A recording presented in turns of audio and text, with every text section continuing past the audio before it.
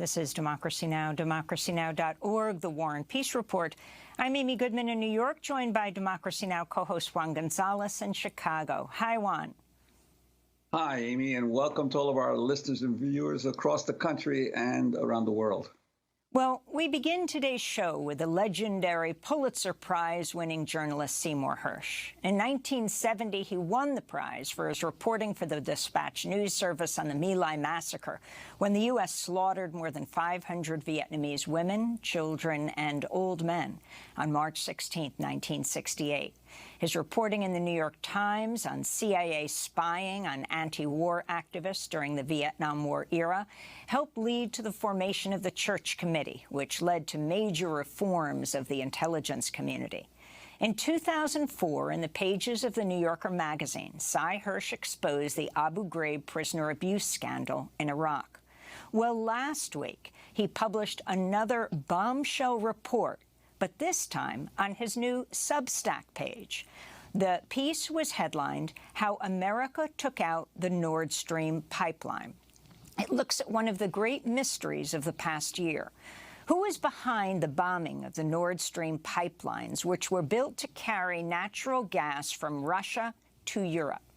The pipelines were severely damaged last September in a series of underwater explosions in the Baltic Sea. In his new piece, Sy Hersh cites an unnamed source who says the sabotage was carried out by the U.S. Navy, which planted remotely triggered explosives during NATO exercises last September. Hersh reports the Biden administration began planning the act of sabotage in December 2021, 2 months before Russia's invasion of Ukraine. On February 7th, 2022, President Biden held a joint news conference with German Chancellor Olaf Scholz, and Biden brought up the future of the Nord Stream pipeline. Invades. That means tanks or troops crossing the border of Ukraine again. Then there will be no longer a Nord Stream 2. We will bring an end to it. How will you do that exactly, since the project and control of the project is within Germany's control? We will, I promise you, we'll be able to do it. I'll promise you we'll be able to do that. Well, Sy Hersh reports U.S. Navy divers planted remotely triggered explosives on the pipelines in June while NATO was conducting military exercises in the area. He reports the divers were all members of the Navy and not members of America's Special Operations Command, whose covert operations must be reported to Congress.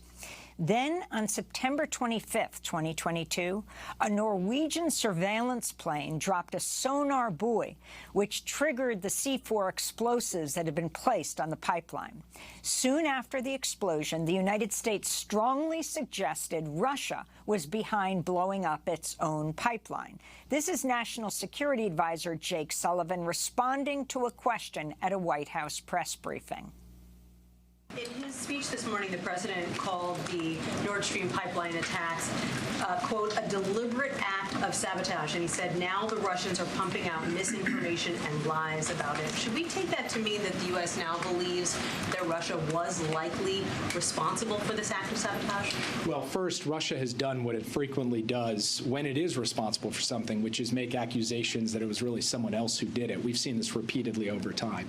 But the president was also clear today that there is more work to do on the investigation before the United States government is prepared to make an attribution in this case. In the following months, there have been few public disclosures about the pipeline explosion. In December, the New York Times reported Russia had begun expensive repairs on the pipelines, a move which has raised questions about Western claims that Russia had bombed its own pipelines.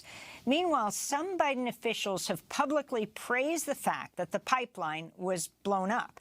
This is Undersecretary of State for Political Affairs Victoria Nuland speaking during a recent Senate Foreign Relations Committee hearing.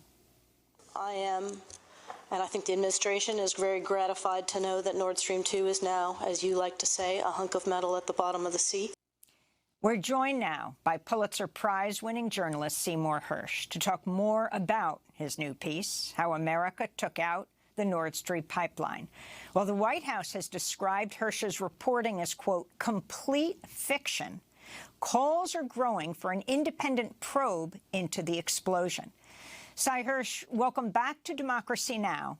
If you can flesh out what it is you found in your report and what first tipped you off, albeit there were a lot of public comments, including the Polish government right after the bombing saying, "Thank you, America." Lay it out for us, Sy.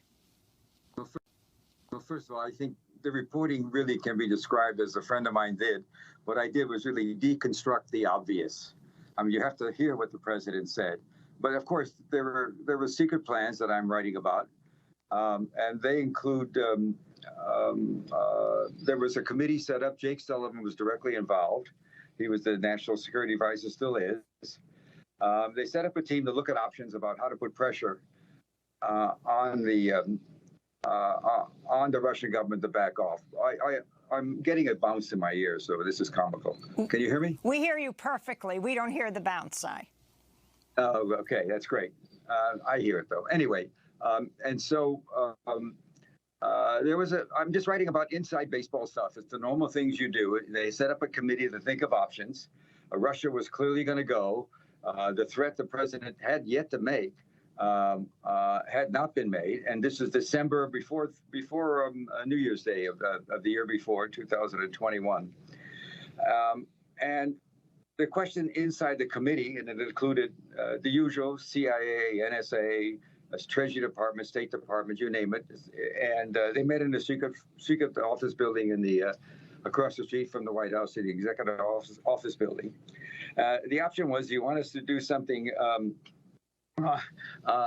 kinetic, or something not kinetic? In other words, not kinetic would be more sanctions, or something kinetic would be, taking out the pipeline, as had been thought about. And our answer came pretty quickly. I would guess Victoria Nuland's statement that you mentioned came actually before the president's. It came in late January of last year. And that statement came, at that time, I think the committee involved, a lot of sophisticated people in the intelligence and operation community, concluded you could do it, and the White House was told it was possible. I think that led to the comments, which really, of course, made the people on the inside go half crazy, because it was supposed to be completely covert. But at that place, as I wrote, it was simply described as a classified operation. None of the rules of reporting to Congress were involved. And so they began their planning. They went to Norway, which is a great ally of ours. Norway was one of the original signers of the 1949 NATO treaty. I think 19 nations were involved then. And Norway is a great ally. We have spent, I write about this in some detail in the article, hundreds of millions, probably more, closer to $1 billion or more, upgrading facilities. Norway has a 1,400-mile border along the Atlantic coast that goes from Oslo in Europe all the way up north it runs into the Russian border in above the Arctic Circle. So we put a lot of facilities up north there. Synthetic aperture radar, which costs a fortune to monitor the Russian nuclear sites around, and also their military activities around there, up in the other side of the peninsula, in the Kola Peninsula. So they're just our guys, and they're also great at doing underwater stuff. And so that's what happened. We did a plan with them. We had to clear it with Sweden and Denmark. I'll leave it to them to decide whether that they were accepted the explanation we were doing exercises in the Baltic Sea for the hell of it. But so far, I haven't seen much from either of them. And, it's a tiresome game to me. And so what happens is, when I do my story on Substack, I wouldn't even think, I'm embarrassed to say it after all those wonderful years I had at the New York Times, I wouldn't even think of taking a story like this to the New York Times. They've decided that the Ukraine war is going to be won by Ukraine, and that's what its readers get, and so be it. That's their call. So I just did my reporting, and the miners came from a very facility in a little small town in Florida, and the mining community in the Navy is very secret, and they just do their business. They don't talk. There was perfect people to get, and they practiced it. And as you said, there was a major exercise every summer by the Sixth Fleet, which American Sixth Fleet out of Italy, which also has the operational rights in the Baltic Sea. Baltic Sea is a huge place. The pipelines we're talking about, Nord Stream 1, which came alive in 2011, and Nord Stream 2 was actually done, but the Germans that are ready to pump has 750 miles, and they go straight from Russia, which is loaded with all kinds of gas. They're in Siberia. They have enormous reserves directly into Germany. And I can tell you, Nord Stream 1 was a godsend for the German economy and Western Europe. They produced so much gas at such low prices that the German government was actually able to resell some of the gas the Russians were providing at a profit without Russia objecting.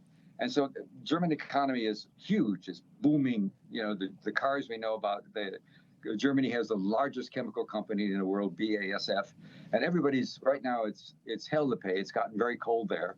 There's a lot of anger, and anyway, the purpose. Hersh, so I wanted to ask you in terms of the lack of it always seemed to me when the claims were that potentially Russia had sabotaged its own pipeline, that it was ludicrous to think that that would be so, that they would invest so much money in pipelines and then bomb them themselves. But I'm interested in the lack of press attention since the sabotage occurred, and also the lack of congressional attention. I think back to the CIA's mining of the Managua harbors back in the early 1980s under the Reagan administration, when the conservative Republican head of the Senate Intelligence Committee, Barry Goldwater, objected and raised concerns that this was a covert operation where Congress was not notified. And then, of course, Congress cut off aid to the Contras. As a result, there was an International Court of Justice ruling against the United States. But in this case, this kind of sabotage, the media seems not to be at all interested in finding out what happened here, as you have, and Congress. There's no one in Congress that's been raising questions. You listened to the newscast that we just heard as the show opened. One horrible event after another. I think the world's taken a very bizarre turn. I also, it doesn't matter what I think. There's no question there's been a polarization of the press since Trump got in. We're now on two sides, right, left, Democrat, Republican, however you describe it. If you watch Fox News, you don't watch MSNBC, et cetera, et cetera. And if you read the New York Times, you're not going to get what the right winger, the conservatives have been after the New York Times and Washington Post for their quote unquote liberal views. So we've got a polarization going, and at this time we've got a Democratic president that has done some good stuff domestically, but I can tell you I'm not understanding the total commitment to Ukraine, and I'm not understanding what I read, because obviously I have access to a lot of people who see things.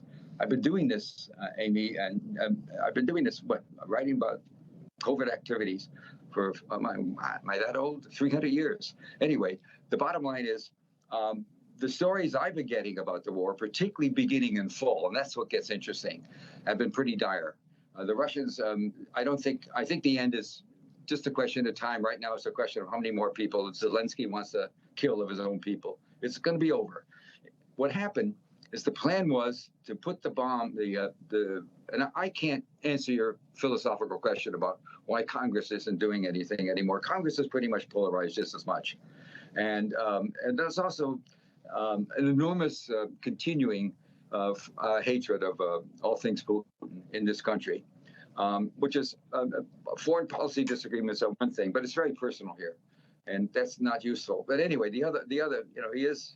I don't think there's any chance that Putin wants to take over Europe. I don't think he wants to have Ukraine tamed, but he's not interested in doing anything more. But I may be in a minority about that. Anyway, what happens is there was an exercise in June, and it was supposed to.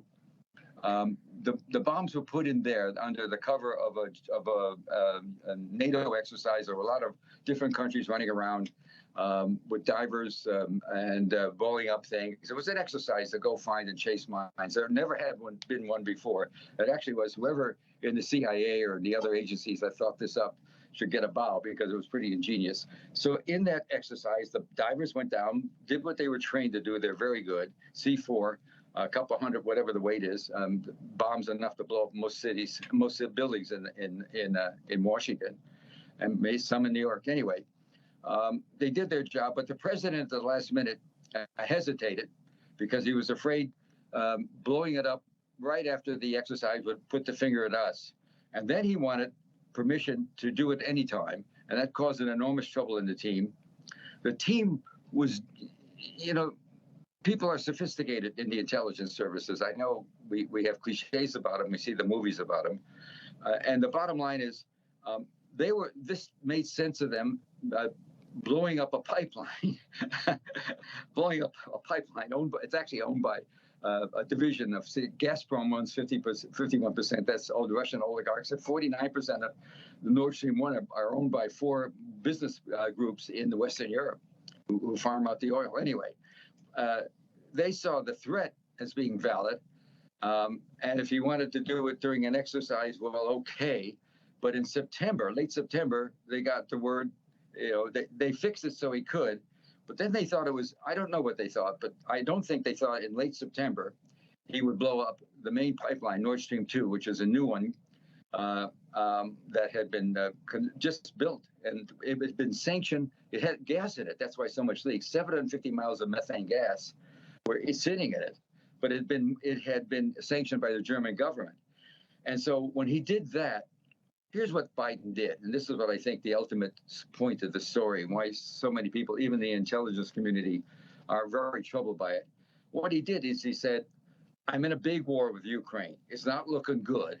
I want to be sure I get German and West European support, and I know winter's coming, and if it's going to be bad, I don't want the Germans to say, we got to check out because we're getting massacred. We'll be massacred with no cheap fuel.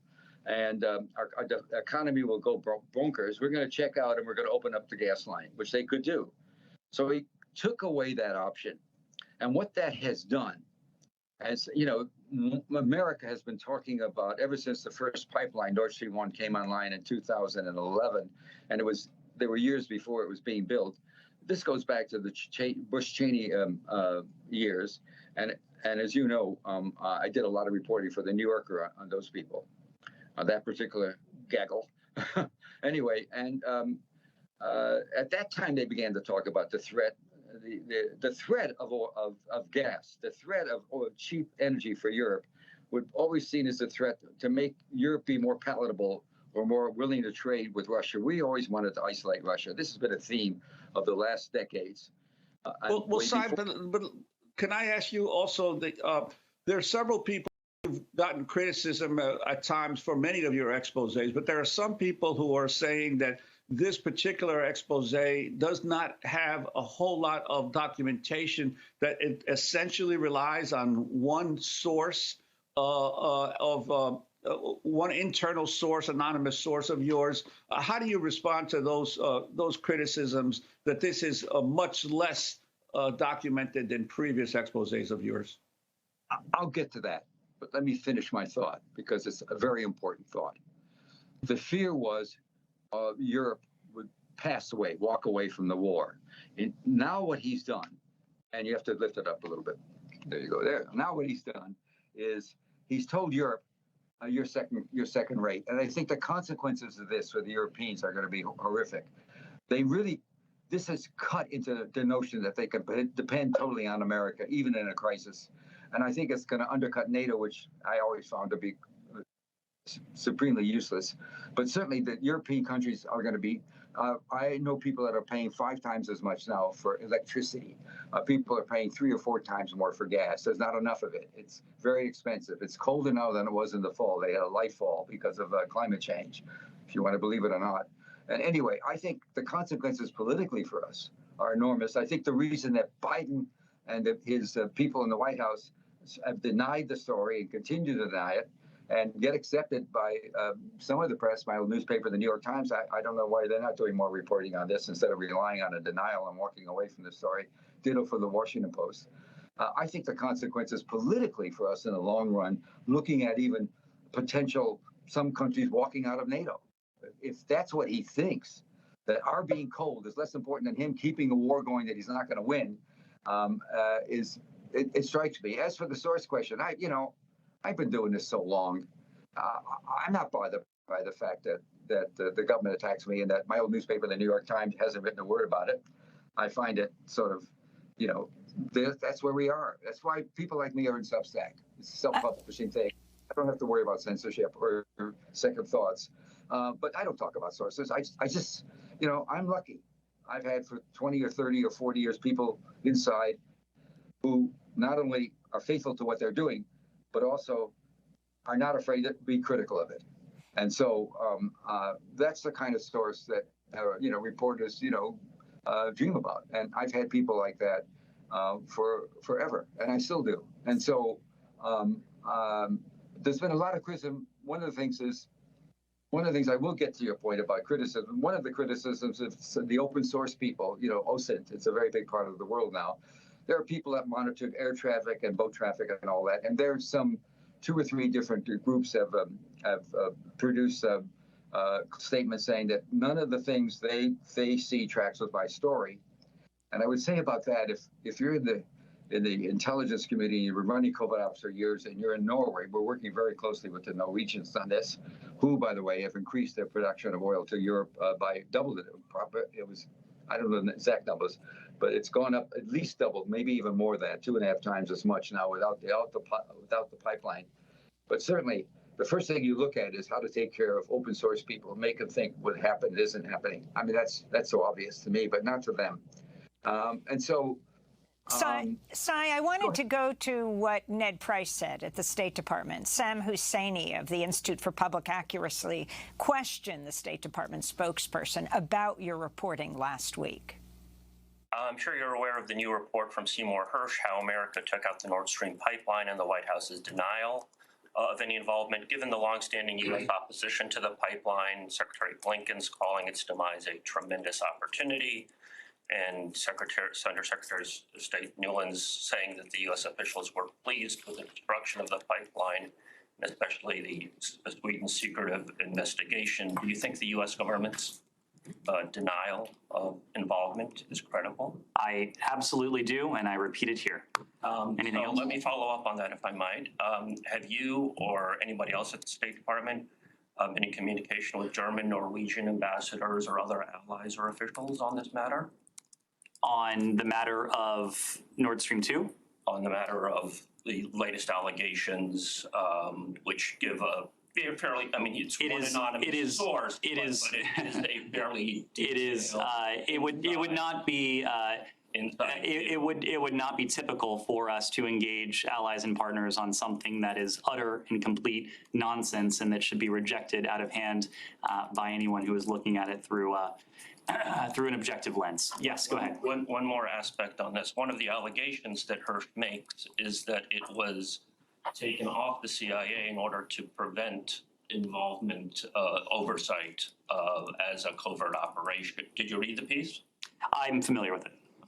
One of his allegations is that it was taken off the CIA. Look, rather than let this propaganda be aired in the briefing room, but let me just say it is a fundamental misunderstanding of oversight in our U.S. Congress. Beyond getting his facts entirely wrong, as he has before in very high-profile ways, it is a fundamental misunderstanding to suggest that our intelligence community is not subject to oversight. Anyone who writes that, who writes anything like that, should not be believed on any fact that he or she puts forward. That it was taken off of a CIA and put under military in order to prevent. Our military is also subject to rigorous oversight. That's my question. That's yes, my question. The answer is yes. Questioned by Sam Husseini in the State Department press briefing room. Sy Hersh, I'm wondering if you can respond. You wrote an interesting follow-up today on Substack called Crap on the Wall. Now, it's not your words, actually. You're actually quoting the White House when they, the most bizarre effort came from Defense Department of Donald Rumsfeld, you write. 2 decades ago, Secretary Rumsfeld, Vice President Richard Cheney discarded the rule of law and common decency in their efforts to stomp out Muslim terrorism. I was writing for The New Yorker. You're talking about the Abu Ghraib scandal. The White House responded to an article I published about the CIA's secret operations, inside Iran, by calling it another example of Hersh throwing crap. That was the word used by an assistant secretary of defense on a wall to see what sticks. Under Barack Obama, you say a senior national security advisor responded Seymour Hersh is a known fabricator, adding the magazine, The New Yorker, could publish that response to any future Hersh story without further checking. Your response to all of this? Well, my long-gone mother, who came here as an immigrant and loved America more than anybody, particularly about Ned Price's stuff, she would have said he should have washed out his mouth with soap, which is what she actually did to me a few times. So anyway, that's what can I say? It's, sometimes I won't say truth. That's too. Sometimes different versions of a story cause problems. The reason I went into that sort of soliloquy about what's going to happen possibly in NATO and Europe about Biden's act of saying to Western Europe and Germany, we rather keep our war going, and you can stay cold, is I think it could cause some countries to say, we may be out of here. What do we need NATO for? And American support when in a crisis, they take away our ability to keep our people warm. It also could lead, I think the Green Party has done very well in Germany. The chancellor's from the Green Party. I think it's going to lead to widespread conservative movement politically. And the one thing we did after World War II that was fantastic was we rebuilt Europe into a modern democratic plurality society, plural society. I think it could lead to it won't go as far as it did in Italy. We could lead to some conservative victories and subsequent legislations, because Europe's always had no natural resources. They've always had to rely on others. And the others included us and also Russian gas. And if we want to stop that off, we do it at a political cost. And I think the point I'm making is I'm still going to do more reporting on this because there's still things I need to write about later. I think that this has probably been, in the view of some of the people who did it, one of the dumbest things American government has done in years. And we've had 4 years of Trump, In the long run, I just don't understand why more newspapers, good newspapers like the Times, I still read the New York Times. I don't believe everything they say about Ukraine, but they've got wonderful reporters there. My attitude towards editors is if we got rid of 90% of the editors in the world, we'd be much better off. But that's always been, since I was a kid reporter, I thought that. So, I don't care what they say. I mean, if I did, I would weep, because some of the stuff is so dumb. It's just so dumb. And the Biden administration putting Ned Price, he's paid to work. I don't fault him. He actually knows intelligence. He had a career in intelligence, and from all I know, he's a perfectly decent. I know people that know him personally, and he's a fine guy. He's just being told what to say, and he says it. And so, let me just say this: you got to go back to the Secretary of State Tony Blinken after the bombing in September. He made a speech in which it was a press conference in which he made a gratuitous statement. He said, one good thing is that no more will Russia be able to weaponize gas. And the notion of Russia weaponizing gas with Western Europe to get fame and to diminish our power over, or our authority, or our economic ability, control over Western Europe has been a theme of this country for 2 decades. It's not a new theme. Oil scares the hell. Russian oil and gas always scared the hell out of Washington. Now your question is still. Lastly, the Norwegian government has claimed that one of the ships that you mentioned in your article that was involved in the planning of this or preparation of this was not present at the time of these exercises. What do you make of Norway's denial? Let me tell you something about Nicaragua you don't know. One of the things that happened in Nicaragua, the CIA guys operating there would thrill and get excited. There are speeches there, and even in the worst of times, in the Sandinista movement, they would go in their little motorboats off the beaches and shoot flechettes into the beaches and have a contest to see, you know, I shouldn't say the latter. They would just shoot and know there were casualties. They would just do that and have a lot of fun talking about it and bragging about it. I mean, that's the kind of stuff you get into when you have a COVID operation. And so the Norwegian government that's just completely, I'm sorry. I dropped something here. The government, not only did that ship have was in the operation, it also have a compression chamber that had been flown in by the CIA. Now I'm getting the details I don't want to bother with. The CIA flew in a compression chamber that's put on the ship because it's just a submarine hunter. And the divers at 260 feet, that's the level. The Norwegians found the lowest level, the shallowest part of the Baltic Sea, which is off an island called, it's between Sweden and Denmark. And they practiced there. They had to. And for the divers, it was 260 feet deep where the landlines were. And the pipelines are steel covered, but they're also covered by concrete shields. So it's a serious job to blow them up. And at 260, without a compression chamber, they'd have to go up every 90 feet. They're breathing, it's amazing to me, they're breathing oxygen, nitrogen, and helium. That's pretty amazing to me. And they'd have to go up, now they could just pop up to the surface. So it was called the Alta. The ship was there. I mean, that's just such a stupid lie. But it's a submarine hunter. They didn't have to stay there. They could just go and the guys could jump off, and there was no long recovery. At a certain time, they would come up, and the time was fixed. You don't drop explosives like that and then let them go off in 5 minutes. You give a lot of time. You have a timer on it so that the divers could get up to the top, and they come up and they make a pickup. It can happen much more quickly than you think because it's not in the description of the ship, but on that ship there was a decompression chamber. It had been flown in and planted there, and by the CIA. This was actually a brilliant operation, if you want to know it from the point of view of a classic operation, because they got away with it. And at that point, the purpose was always, let me go back to this, the purpose for doing it is to make the threat credible. But then you have the president and the undersecretary of state within a weeks or two of getting a word that it's credible, we can do it. Start blabbing about it. Of course, that was disillusioning to the people involved, but so what? I can't talk about it. You know, you can say it's not true, I invented it, but that's just, look, he did it, and he's going to have up to it. I watch my mail. I watch my Gmail, and I'm seeing every day more and more than I want. I'm seeing more messages from around the world, different countries streaming in.